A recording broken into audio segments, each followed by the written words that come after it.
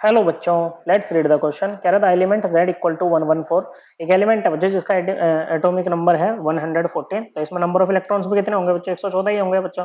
Neutral atom के लिए क्या होता है? न्यूट्रल एलिमेंट के लिए आपका atomic number equal to number of electron equal to number of proton होता है। It has been discovered recently it will belong to which of the following family या group and electronic configuration. Okay बच्चों, तो ये आपका element किस family में belong करेगा बच्चों और इसकी इलेक्ट्रॉनिक कॉन्फ़िगरेशन क्या होगी? देखो, ये जो हेलोजन फैमिली है इसको वो ये ग्रुप 17 की है बच्चों।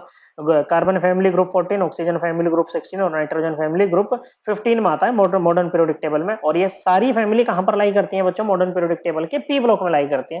तो हमें इतना तो पता लग गया बच्चों कि एलिमेंट है पी ब्लॉक से बिलोंग करेगा, तो सभी में जो कॉन्फ़िगरेशन है वो पी ब्लॉक वाली है। ओके, देखो आप इसको यहाँ पर इस ऑप्शन को ऐसे ही एलिमिनेट कर सकते हो कि जो नाइट्रोजन फैमिली होती है ना, इसकी जो वैलेंस शेल कॉन्फ़िगरेशन होती है ना, वो होती है NH2NP3। ओके बच्चों, क्या होती है?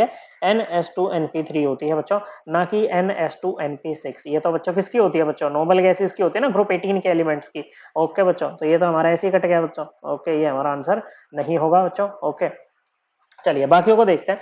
अब देखो, जब भी इलेक्ट्रॉनिक कॉन्फ़िगरेशन लिखेंगे ना तो हमें पता लग जाएगा कि वो कौन सी फैमिली से बिलोंग करता है।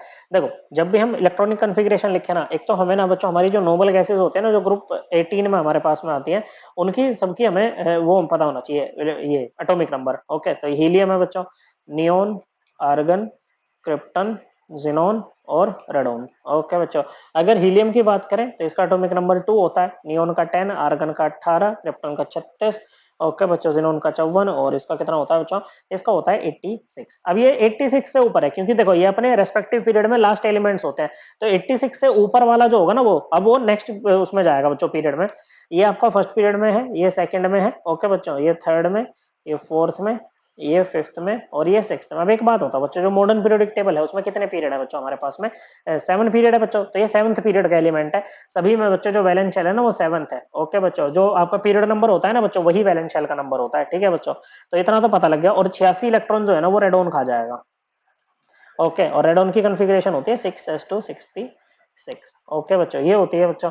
ओके, ये इसने खा लिया बच्चों। अब एक बात बताओ बच्चों, ये 6s2 6p6 होने से पहले बच्चों यहाँ पर क्या क्या खाली बैठा हुआ है बच्चों आपके पास में? एक तो आपके पास में अभी 5f खाली है बच्चों। ओके बच्चों, क्या खाली है? 5f खाली है बच्चों। उसके अलावा 6d भी यहाँ पर खाली है अभी। ओके बच्चों, उसके बाद में आपका 7s और 7p चालू होगा बच्चों। ओके, अब n+l रूल से निकालो कि इसमें पहले किस में जाएगा इलेक्ट्रॉन। ओके, और 7s और 7p को भी ले आओ चलो साथ में। ओके, तो यहाँ पर इनका ये 5f, n क्या होता है? Principal quantum number, l azimuthal quantum number. तो n की वैल्यू 5, l की वैल्यू f के लिए क्या होती है बच्चों? 3, तो ये आ जाएगा आपका 8। ओके बच्चों, इसके लिए क्या आएगा बच्चों? 6 + 2, ये भी आ गया 8 बच्चों। इसके लिए कितना आएगा बच्चों? 7 + 0। ओके बच्चों, तो ये कितना आ जाएगा बच्चों? आपका 7। ओके बच्चों, कितना आ जाएगा बच्चों? ये आ जाएगा आपका 7। ओके, और यहाँ पर ये कितना आएगा बच्चों? ये आएगा 7 + 1 = ये आ जाएगा आपका 8। क्या आ जाएगा बच्चों? ये आ जाएगा आपका 8। ओके, अब देखो जैसे यहाँ पर दो ये वैल्यू सेम है बच्चों, तो इसमें क्या होता है? हायर एन जिसकी होती है ना, हायर एन वैल्यू जिसकी होती है, उसी के पास में इलेक्ट्रॉन जाएगा बच्चों। क्या जाएगा बच्चों? उसी के पास में इलेक्ट्रॉन जाएगा। ओके, तो देखो बच्चों क्या होगा कि यहाँ पर अब जैसे रेडॉन आ गया बच्चों। क्या आ गया बच्चों? रेडॉन आपके पास में यहाँ पर आ गया।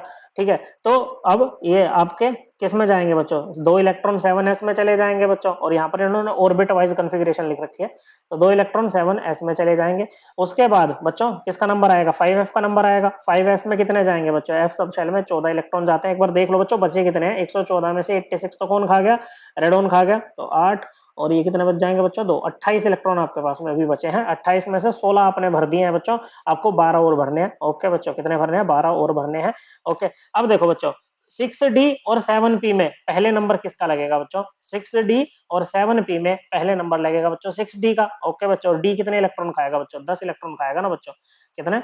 10 इलेक्ट्रॉन खा जाएगा बच्चों इस तरह से। ओके, और p, और p के लिए कितने बचे बच्चों? कितने हो गए बच्चों? आपके आ चुके हैं 12 और 14, 26 इलेक्ट्रॉन हो चुके हैं। ओके बच्चों, 26 जा चुके हैं ना भाई। एक सेकंड रुक जाओ, या हमने इसको मिसकैलकुलेट तो नहीं कर दिया बच्चों? 8 आ जाएगा यहाँ पर। ठीक है, ये तो ठीक है। ओके, यहाँ पर 4f को 14 चले गए। ओके, 24 और 2 26। ओके, 2 इलेक्ट्रॉन और देने हैं बच्चों, तो हम किस 2 इलेक्ट्रॉन किसको दे दें, 7p को दे दें, कोई दिक्कत थोड़ी है बच्चों।